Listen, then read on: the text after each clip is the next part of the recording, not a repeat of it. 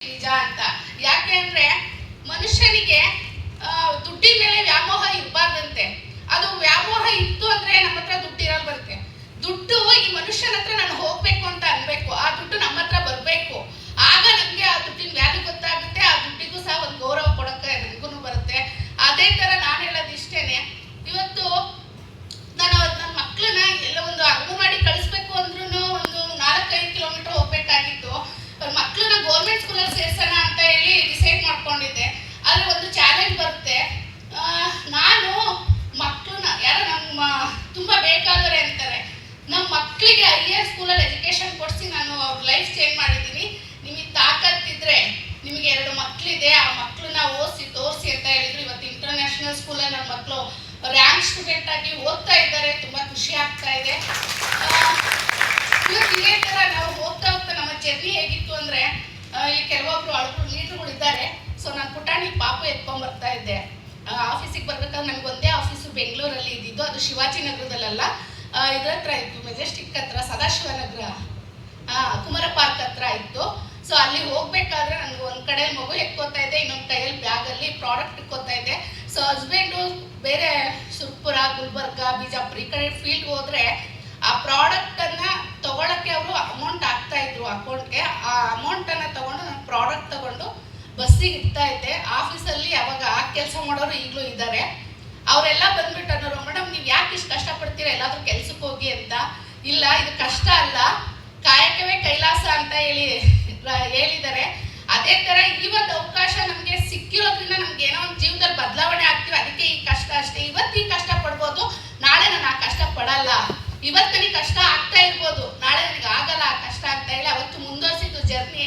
ಇವತ್ತು ಇಡೀ ಕರ್ನಾಟಕ ಎಲ್ಲಾ ಕಡೆ ಟೀಮ್ ಇದೆ, ಎಲ್ಲಾ ಕಡೆ ಆಫೀಸ್ಗಳು ಆಗಿದೆ. ಅವತ್ತು ನಮ್ಗೆ ಒಂದು ಆಫೀಸ್ ಇದ್ದು ದೊಡ್ಡ ಮಟ್ಟಕ್ಕೆ ಬೆಳೀತಾ ಇದ್ವಿ. ಇವತ್ತು ಎಲ್ಲಾ ಕಡೆ ಆಫೀಸ್ ಇದೆ, ನಮ್ಗೆ ತುಂಬಾ ಈಸಿ ಆಗಿದೆ ವರ್ಕು. ಅದು ಚೆನ್ನಾಗಿ ಬೆಳೀತಾ ಇದ್ದೀವಿ, ಬೆಳೆಸ್ತಾ ಇದ್ದೀವಿ. ಇವತ್ತು ನಾವು ತಗೊಂಡಿದ್ದು ಫಸ್ಟ್ ಇನ್ಕಮ್ ಬಂದ್ಬಿಟ್ಟು 120 ರೂಪಾಯಿ. ಇವತ್ತು 4 ಲಕ್ಷ ಚಿಲ್ಲರೆ ಇನ್ಕಮ್ ಬರ್ತಾ ಇದೆ. ಸೊ ಇವತ್ತು ನಾನು 4 ಲಕ್ಷ ತಗೋತೀನಿ ಅನ್ನೋದು ಖುಷಿ ಅಲ್ಲ, ಅವತ್ತು ನಾನು 1 ರೂಪಾಯಿ ಏನ್ ಸಂಪಾದನೆ ಮಾಡಿದ್ದೆ ಅಂತ ಇವತ್ತು ಇನ್ಕಮ್ ಬಂದ ತಕ್ಷಣ ಫಸ್ಟ್ ಹಿಂದೆ ತಿರುಗಿ ನೋಡ್ತೀನಿ. ಯಾಕೆಂದ್ರೆ ಆ 4 ಲಕ್ಷ ಬಂದಿದ್ದು ಯಾಕೆ ಅಂದ್ರೆ ಆ 1 ರೂಪಾಯಿ ನಾನು ಉಳಿಸಿದ್ರಿಂದ ಆ 4 ಲಕ್ಷ ಇವತ್ತು ಬಂತು. ಸೊ ಯಾಕೆ ಇವತ್ತು ನಾವು ಎಷ್ಟು ಅವಮಾನ ಅನ್ಭವಿಸ್ತೀವಿ, ಎಷ್ಟು ತಿರಸ್ಕಾರ ಅನ್ಭವಿಸ್ತೀವಿ, ಎಷ್ಟು ಬಡತನವನ್ನು ಎದುರಿಸ್ತೀವಿ, ನಾವಿಲ್ಲಿ ಬೆಳೆಯೋದಕ್ಕೆ ಸಾಧ್ಯ ಫ್ರೆಂಡ್. ಇವತ್ತು ದೇವತೆಗಳು ಇರ್ತಾರಂತೆ ಇಲ್ಲಿ, ಅಯ್ಯೋ ನನ್ನ ಕೈಲಿ ಆಗಲ್ಲ, ನಾನು ಮಾಡಲ್ಲ ಅಂತ ಯಾರು ಅನ್ನಕ್ ಹೋಗ್ಬೇಡಿ.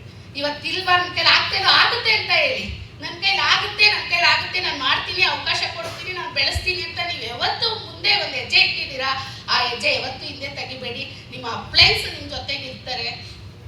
ಅಷ್ಟೇ ಅಲ್ಲದೆ ಇವತ್ತು ಎಷ್ಟೋ ನಮಗೆ ಕಂಪನಿಯಿಂದ ತುಂಬಾ ಸಪೋರ್ಟ್ ಸಿಗ್ತಾ ಇದೆ, ಕಂಪನಿದ ಮೀಟಿಂಗ್ಗಳು ಸಿಗ್ತಾ ಇದೆ. ಅವತ್ತಿನ ದಿನ ಮೀಟಿಂಗ್ ಇರಲಿಲ್ಲ, ಒಬ್ಬರು ಇದ್ರು ನಮಗೆ ಟ್ರೈನರು. ಆಗ ನಮಗೆ ಮಲ್ಲಿನಾ ಸರ್ ಬರೋಕ್ಕಿಂತ ಇನ್ನು ಮುಂಚೆ ಒಬ್ರು ಟ್ರೈನರ್ ಇದ್ರು. ಸೊ ಅವಾಗ ಏನಾಗ್ತಾ ಇತ್ತು, ನಮಗೆ ಪ್ರಾಡಕ್ಟ್ ಟ್ರೈನಿಂಗು ಸಿಗ್ತಾ ಇರ್ಲಿಲ್ಲ. ನಾವು ಆ ಪ್ರಾಡಕ್ಟ್ ಅನ್ನ ಕ್ಯಾಟ್ಲಾಗ್ ಅಲ್ಲಿ ಓದ್ಬಿಟ್ಟು ನಾವು ಕಸ್ಟಮರ್ಗೆ ಕೊಡ್ತಾ ಇದ್ವಿ. ಅವಕಾಶ ಕೊಡೋದು ನಮ್ಗೆ ಅಷ್ಟೊಂದು ಗೊತ್ತಿರ್ಲಿಲ್ಲ, ಹೇಳೋರು ನಮ್ಗೆ ಗೊತ್ತಾಗ್ತಾ ಇರ್ಲಿಲ್ಲ. ಇವತ್ತು ಎಲ್ಲಾ ಟ್ರೈನರ್ ಇದ್ದಾರೆ, ಅಗ್ರಿ ಪ್ರಾಡಕ್ಟ್ಗೆ ಟ್ರೈನರ್ ಇದ್ದಾರೆ, ಬ್ಯೂಟಿಗೆ ಟ್ರೈನರ್ ಇದ್ದಾರೆ, ಹೆಲ್ತ್ಗೆ ಟ್ರೈನರ್ ಇದ್ದಾರೆ, ನಿಮ್ಗೆ ಎಲ್ಲಾ ಪ್ರಾಡಕ್ಟ್ಗೂ ಟ್ರೈನರ್ ಇದ್ದಾರೆ. ಇವಾಗ ತುಂಬಾ ಈಸಿ ಆಗಿದೆ.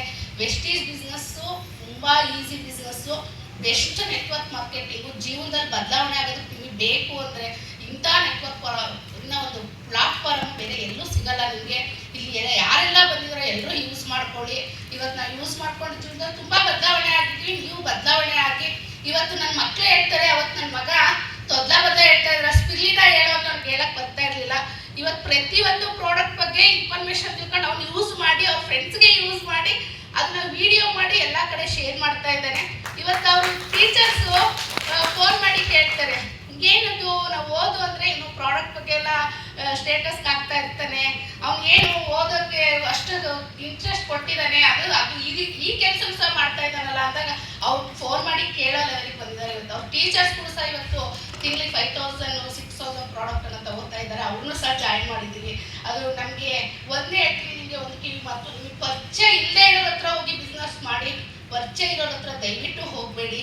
ಅಲ್ಲಿ ಸಿಗದೆ ನಿಮಗೆ 3 ಅವಮಾನ ಖಂಡಿತ ಸಿಗುತ್ತೆ. ಎದುರುಬೇಡಿ, ಮುನ್ನುಗ್ಗಿ.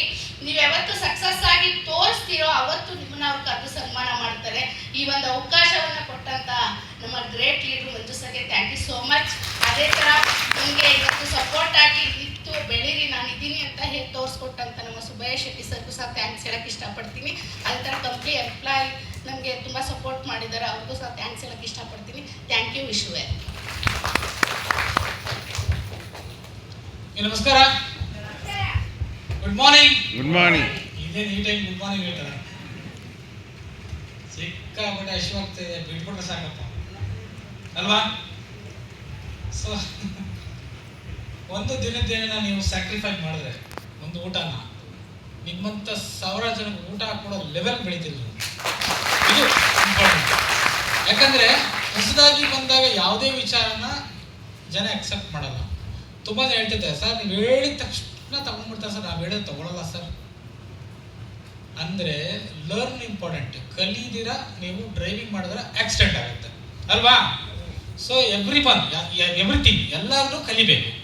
ಸೊ ಹಾಗಾಗಿ ಬಿಸ್ನೆಸ್ ಬರೋಕ್ಕೆ ಮುಂಚೆ ನಾನು ಕೂಡ ಸರ್ ಹೇಳಿದ್ರಲ್ಲ ಫಿಲಮ್ ಅಂತೇಳಿ ಒಂದು ಹುಚ್ಚಿತ್ತು.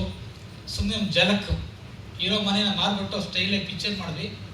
ಅಲ್ಲಿಂದ ಸಿಕ್ಕಿದ್ವಿ 2 ಬಿಳಿ 1 ಕೆಂಪು. ಸೊ ಹೀರೋ ಹಾಗಾಗಿ ಝೀರೋ ಆಗ್ಬಿಟ್ಟಿದ್ವಿ. ಹೀರೋ ಎಲ್ಲರೂ ನಮ್ಮನ್ನು ನೋಡಿ ನಗೋ ಲೆವೆಲ್ಗಾಗಿತ್ತು. ಸೊ ಅಲ್ಲೇನು ಮಾಡೋಕ್ಕಾಗಲ್ಲ, ಬಿಫೋರ್ ಮ್ಯಾರೇಜ್. ಸೊ ಎಲ್ಲೋ ಕಡೆ ಖುಷಿ ಆಗುತ್ತೆ. ಅಲ್ಲಿ ಝೀರೋ ರೀಲ್ ಹೀರೋ ಆಗೋ ಜಾಗದಲ್ಲಿ ಇವತ್ತು ರಿಯಲ್ ಹೀರೋ ಆಗಿದೆ, ಬಿಕಾಸ್ ವೆಸ್ಟೀಜ್ ಅಲ್ವಾ? ಸೊ ಬಿಸ್ನೆಸ್ ಸ್ಟಾರ್ಟ್ ಆಯಿತು. ಎಲ್ರಿಗೂ ಡೌಟ್ ಬರುತ್ತೆ ಸ್ಟಾರ್ಟಿಂಗು. ಹೇಳ್ಬೇಕಾದ್ರೆ ನೀವು ಡಾಕ್ಟ್ರಾ ಸರ್, ನಿಮ್ಮ ಅದು ಸರ್ ಇದು ಸರ್, ಮಾತ್ರೆ ತೊಗೊಂಡ್ರೆ, ಈ ಗುಳಿಗೆ ತೊಗೊಂಡ್ರೆ, ಈ ಕ್ಯಾಪ್ಸೂಲ್ ತೊಗೊಂಡ್ರೆ ಸತ್ತೋಗ್ಬಿಟ್ರೆ, ಇದೆಲ್ಲ ಕ್ವಶನ್ಸ್ ಬರ್ತಾ ಇರುತ್ತೆ ಹೊಸಬರಿಗೆ.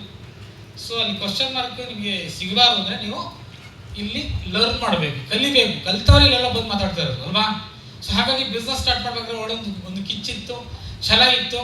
ಸೊ ತುಂಬ ಬೇರೆ ಒಂದು ಪ್ರೀವಿಯಸ್ ಕಂಪ್ನಿನಲ್ಲಿ ಸೋತಿದ್ವಿ. ಅದಾದಮೇಲೆ ಇದೆಲ್ಲ ಆದಮೇಲೆ ಎಲ್ಲ ಹೇಳ್ತಾರೆ, ಎಲ್ಲ ಆಟ ಆದಮೇಲೆ ಲಾಸ್ಟ್ ಆಟ ವೆಸ್ಟೀಜ್ ಅಂತ ಹೇಳ್ತೀವಿ. ಸೊ ಬಿಸ್ನೆಸ್ ಬರೋಕ್ಕೆ ಮುಂಚೆ ನಾವು ಏನೆಲ್ಲ ಕಳ್ಕೊಂಡಿದ್ವಿ ಅದನ್ನು ಪಡ್ಕೋಬೇಕು ಅಂತೇಳಿ ಸ್ಟಾರ್ಟ್ ಮಾಡಿದ್ವಿ. ಅದಾದಮೇಲೆ ಏನು ಕಳ್ಕೊಂಡಿದ್ವಿ ಫಿಲಮ್ ಮಾಡೋಕ್ಕೋ ಏನು ಅದರಿಂದ ಏನೆಲ್ಲ ಇತ್ತು ಆಸ್ತಿ ಮಾರ್ಕೊಂಡ್ವಿ. ಸೊ ನನಗೆ ನೆಕ್ಸ್ಟ್ ಆಪ್ಷನ್ ಜಾಬ್. ಸುಮಾರು ಕಂಪ್ನಿಗಳು ಕೆಲಸ ಮಾಡಿದ್ವಿ. ಬಟ್ಟೆ ಚೇಂಜ್ ಮಾಡೋದಾರ, ಬಟ್ ಲೈಫ್ ಚೇಂಜ್ ಆಗಿಲ್ಲ, ಇನ್ಕಮ್ ಚೇಂಜ್ ಆಗಿಲ್ಲ. 1,000 ರೂಪಾಯಿ ಜಾಸ್ತಿ ಕೊಡ್ತಾರೆ ಅಂದರೆ ಕಂಪ್ನಿ ಚೇಂಜ್ ಮಾಡ್ತಾಯಿದ್ದೆ. ಸೊ ಈ ಥರ ಜಾಬ್ ಮಾಡ್ಬೇಕಾದ್ರೆ ಸೊ ಒಂದು ಅವಕಾಶ ನಮ್ಮ ಮೇಡಮ್ ಹೇಳ್ದಂಗೆ ಬಂದರು. ಶ್ರೀಕೃಷ್ಣ ಪರಮಾತ್ಮ ತಿಳ್ಬೋದು ಅಥವಾ ರಾಮ ಅಂತ ತಿಳ್ಕೊಬೋದು. ಮಂಜುನಾಥ ಸ್ವಾಮಿ ಜೋರಾಗಿ ಚಪ್ಪಾಳೆ. ಯಾಕಂದರೆ ಆ ವ್ಯಕ್ತಿ ಒಂಥರ ಟಾರ್ಚರ್ ಥರ ಆಗ್ತಿತ್ತು. ಹೇಳಿದಾಗ ಫೋನ್ ಮಾಡಿದಾಗೆಲ್ಲ ಹಾಳಾಗೋಗ್ಲಿ ಅಂತೇಳಿ ಜಾಯ್ನ್ ಆಗಿ, ಇದೇ ಡೈಲಾಗ್ ಕೂಡ ಜಾಯ್ನ್ ಆಗಿ. ಸೊ ಇವತ್ತು ಅವ್ರಿಗೆ ಹ್ಯಾಟ್ಸ್ ಆಫ್. ಇವತ್ತೇನೋ ರಾಘವೇಂದ್ರ ಅಂತ ಗೊತ್ತಾಗ್ಬೇಕಾದ್ರೆ ಆ ವ್ಯಕ್ತಿ ಕಾರಣ. ಇವತ್ತೊಂದು ತುತ್ತು ಅನ್ನ ತಿಂತ ಇಲ್ಲಿದೆ ಆ ವ್ಯಕ್ತಿ ಕಾರಣ ಅಂತ ಹೇಳ್ತಾ, ಒಂದು ಜಾಬ್ಗೂ ಒಂದು ಬಿಸ್ನೆಸ್ ರಿಲೇಟೆಡ್ ಒಂದು ಸ್ಟೋರಿ ಹೇಳಕ್ಕೆ ಇಷ್ಟಪಡ್ತೀನಿ.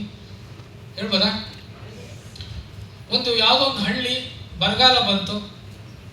ಆ ಬರಗಾಲ ಬಂದಾಗ ನೀರಿಲ್ಲ, ಯಾವ ಒಂದು ಕೆಲಸ ಮಾಡೋದು ನೀರಿಲ್ಲ, ಬಟ್ ಕುಡಿಯೋದಕ್ಕೆ ನೀರು ಸಿಗ್ತಿರ್ಲಿಲ್ಲ. ಅಂತ ಒಂದು ಬರಗಾಲ ಬಂದ ಸಂದರ್ಭದಲ್ಲಿ ಹೀಗೆ ಒಂದು ಪಂಚಾಯತಿಯವರು ಡಿಸ್ಕಸ್ ಮಾಡ್ತಾ ಇದ್ರು, ನೀರಿನ ವ್ಯವಸ್ಥೆ ಮಾಡ್ಬೇಕಂತೇಳಿ. ಒಂದು ಬೆಟ್ಟ ಇತ್ತು, ಬೆಟ್ಟದ ಮೇಲ್ಗಡೆ ಒಂದು ಕೆರೆ ಇತ್ತು.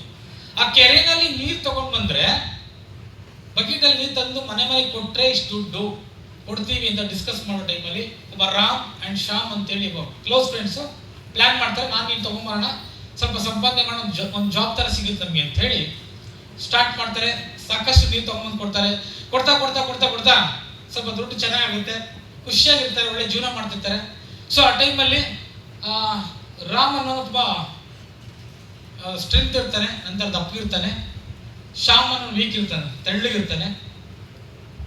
ಸೊ ಒಂದ್ಸತಿ ಒಂದು ಥಾಟ್ಸ್ ಬರುತ್ತೆ ಶ್ಯಾಮ್ಗೆ. ಏನಪ್ಪ ಅಂತಂದ್ರೆ, ಹೀಗೆ ಬಕೆಟಲ್ಲಿ ನೀರು ತಂದು ತಂದು ಕೊಡ್ತಿದ್ರೆ 100% ನಾವು ವೀಕ್ ಆಗ್ಬಿಡ್ತೀವಿ, ಹೆಲ್ತ್ ಹಾಳಾಗೋಗುತ್ತೆ ಅಂತ ಹೇಳಿ ನಮ್ಗೊಂದು ಐಡಿಯಾ ಬಂದಿದೆ ಅಂತ ಹೇಳಿ ರಾಮ್ ಹತ್ರ ಹೇಳ್ತಾನೆ. ಏನು ಹೇಳ್ತಾನೆ? ನಾವು ಈ ಕೆಲಸ ಮಾಡೋದು ಬೇಡ, ಪೈಪ್ ಸಿಸ್ಟಮ್ ಮಾಡಿಬಿಟ್ಟು ನಾವು ನೀರನ್ನ ಕೊಡೋಣ, ಮನೆವರೆಗೂ ಟ್ಯಾಪ್ ಕೊಟ್ಟರೆ ನಮಗೆ ಒಳ್ಳೆ ದುಡ್ಡು ಬರುತ್ತೆ ಅಂತ ಹೇಳಿದಾಗ ಅವನು ರಾಮ್ ನಗ್ತಾನೆ. ನನ್ನ ಡೈವರ್ಟ್ ಮಾಡಬೇಡ, ಆರಾಮಾಗಿ ಕೆಲಸ ಮಾಡ್ತಾ ಇದ್ದೀನಿ, ಒಳ್ಳೆ ದುಡಿತಾ ಇದ್ದೀನಿ, ಯಾಕೆ ತೆಗಿತವಲ್ಲ, ನೀನು ತಲೆ ಕೆಟ್ಟಿದ್ದು ಬೇಕಾದ್ರೆ ನೀನು ಮಾಡ್ಕೋ, ಬಿಟ್ರೆ ಬಿಡು. ಅದಕ್ಕೆ ಶ್ಯಾಮ್ ಆಲೋಚನೆ ಮಾಡಿ ಪಾರ್ಟ್ ಟೈಮಲ್ಲಿ ಬಕೆಟಲ್ಲಿ ನೀರು ತಂದು ತಂದು ಕೊಡ್ತಾ ಇರ್ತಾನೆ ಮನೆಗೆ. ಅಲ್ಲಿ ದುಡ್ಡು ಮಾಡ್ತಾ ಇರ್ತಾನೆ.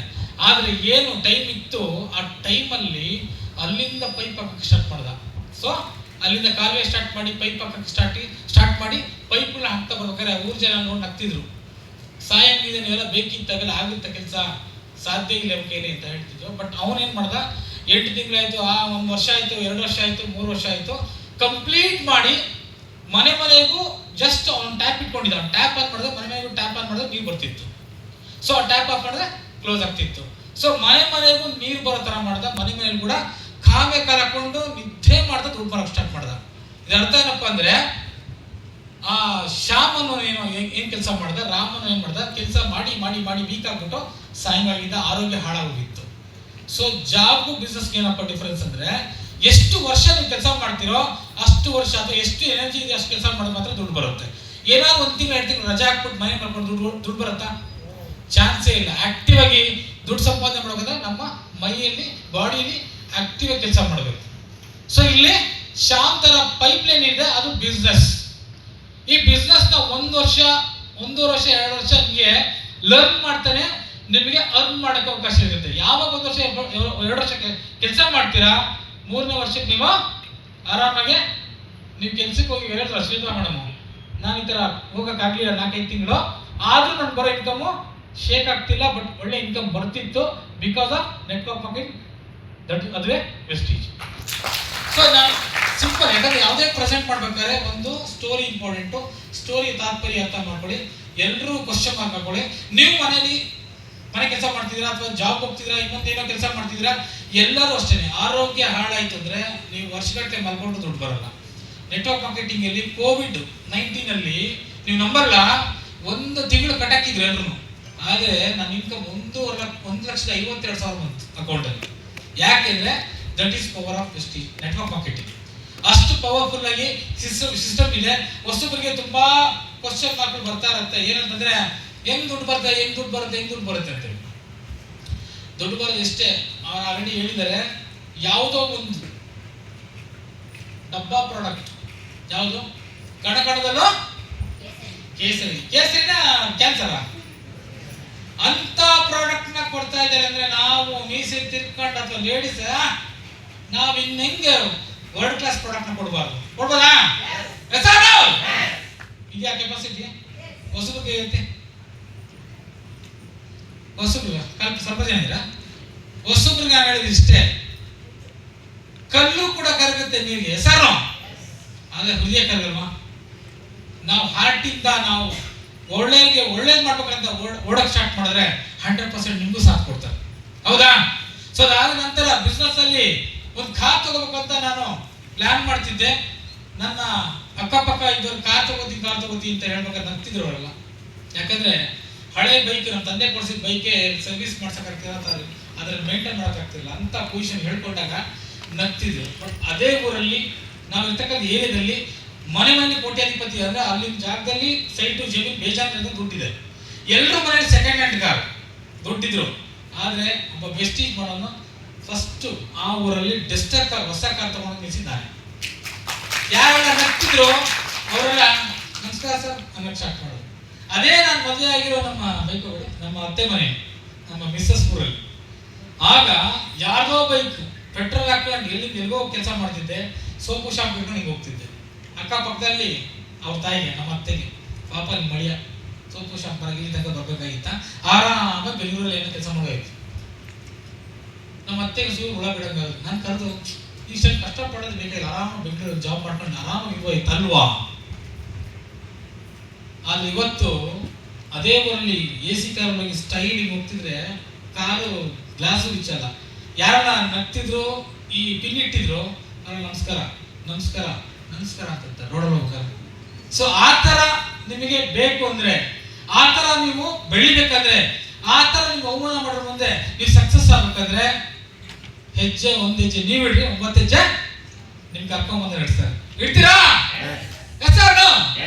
ನಮ್ಮ ತಂದೆ ಬರ್ಗಿತ್ತು, ಹೇಳ್ತಿರ್ಲಿಲ್ಲ, ಕೆಲವು ಕಡೆ ಹೇಳ್ಕೊತಿದ್ರು. ಇದ್ದಿದ್ದು ಒಂದು ಮನೆ ಚೆನ್ನಾಗಿತ್ತು, ಮಾರಬಾರ್ದಾಗಿತ್ತು, ಮಾರಿಸ್ಕೊಟ್ರು ಅಂತ ನಗೂ ಬೈತಾರೆ, ನಮ್ಮ ತಾಯಿಗೂ ಹೇಳ್ತಿರ್ತಾರೆ ಇಂಡೈರೆಕ್ಟ್ ಆಗಿ. ಇರೋ ಮನೆನ ಮಾರಿಸ್ಬಿಟ್ಟು ನನ್ನ ಹಾಳು ಮಾಡೋದು ಬಯಲು ಹೇಳ್ತಿರೋ ಒಳಗಿತ್ತು. ಸೊ ಆ ಒಂದು ಒಳಗಿರ್ತಕ್ಕಂಥ ಫೀಲಿಂಗ್ ನ ಚೇಂಜ್ ಮಾಡ್ಬೇಕಂತೇಳಿ ಥ್ರೂ ವೆಸ್ಟೀಜ್ ಇಂದ ಇವತ್ತು 18 lakhs ಮನೆ ಕಟ್ಕೊಂಡಿದ್ದೀನಿ. ಆರಾಮಾಗಿ ಮೇಲೆ ಕೆಳಗೆ ಎಷ್ಟು ಸುತ್ತಿದ್ರು ಎಷ್ಟು ಬೇಕಾದ್ರೆ ಸುತ್ತಬಹುದು ಅಂತ ಒಂದು ಮನೆ ಕಟ್ಟಿದ್ದೀವಿ. ಸೊ ಅದೇ ತರ ರೀಸೆಂಟ್ ನಮ್ಮ ತಾಯಿಯವ್ರಿಗೆ ಹೇಳ್ತೇನೆ ನಾನು ಏಜ್ ಫ್ಯಾಕ್ಟು ಅಂತ ತಂದೆಯವ್ರಿಗೆ ಮಾಡಿ ಹತ್ತಕ್ಕಾಗಲ್ಲ ನನಗೆ ಅಂತ ಹೇಳ್ತಿದ್ರು. ಸೊ ಅಂಥವ್ರಿಗೆ ಆಲ್ರೆಡಿ 2ನೇ ಮನೆನ ಪಕ್ಕದ ರೋಡಲ್ಲಿ ಸಿಂಪಲ್ ಆಗಿ ಮನೆ ಕಟ್ಟಿದ್ರೆ ಅಲ್ಲಿ ಆರಾಮ ಗ್ರೌಂಡ್ ಫ್ಲೋರ್ ಅಲ್ಲಿ ತಂದೆ ತಾಯಿ ಖುಷಿಯಾಗಿದ್ದಾರೆ. ಯಾವ್ದಿಂದ ಆಯ್ತು? ವೆಸ್ಟಿಜಿಂದ ಆಯ್ತು. ನಮ್ಮ ತಾಯಿ ತಂದೆ ಹಿಸ್ಟ್ರಿನಲ್ಲಿ ಅದೆಷ್ಟು ಮನೆ ಚೇಂಜ್ ಮಾಡಿದ್ದಾರೆ, ಬಾಡಿಗೆ ಮನೆ ಗೊತ್ತಿಲ್ಲ.